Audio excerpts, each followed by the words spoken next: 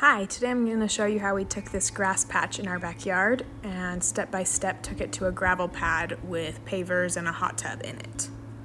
After meeting with an electrician, our first step was to dig an 18-inch trench for the electrical to get to the hot tub. So we rented a trencher from Home Depot, which was well worth the money.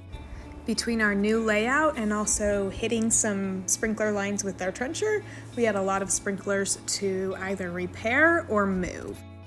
Our electrician hooked power into our main box on the outside of our house and then wrapped it around our house, and then it went through the trench up to a new breaker box next to the hot tub.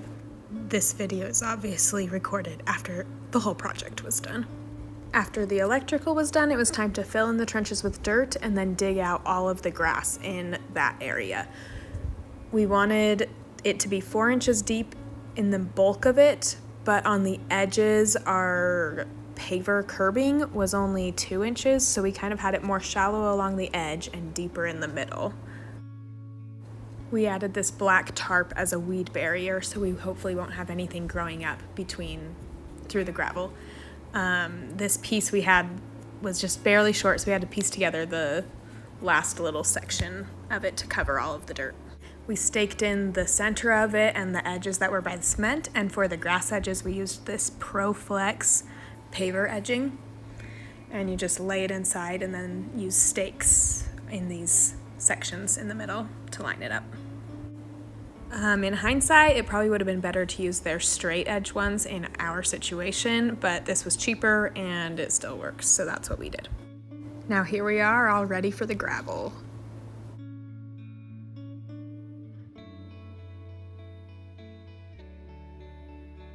We had 2 tons of 3/4 inch minus crushed stone delivered.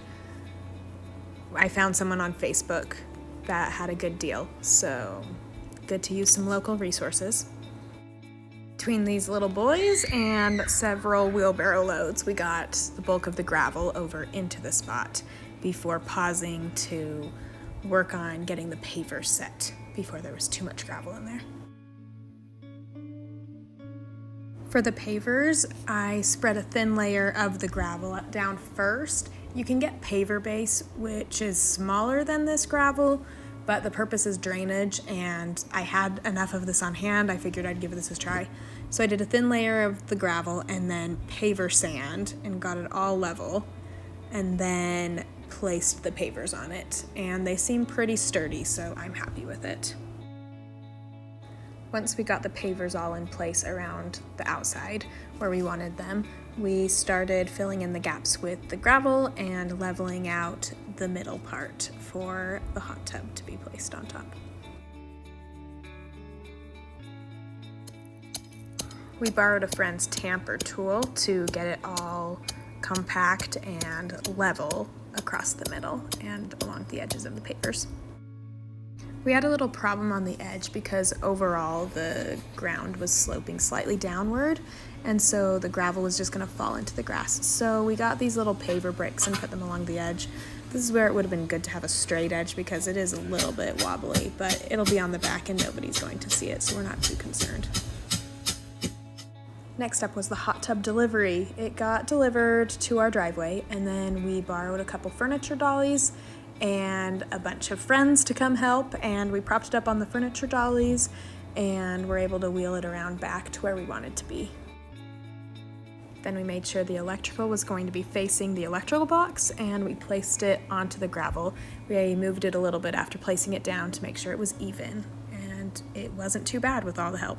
We filled it up with the hose through the filter, and then the next morning the electrician came back and was able to hook it all up, and it is now running and working, and we are loving it. For our last finishing touch, we added these fold down towel hooks, and now we are just ready to enjoy it. And that's how we did it all. Here is a breakdown of all the costs that went into it. I hope this video was helpful to you.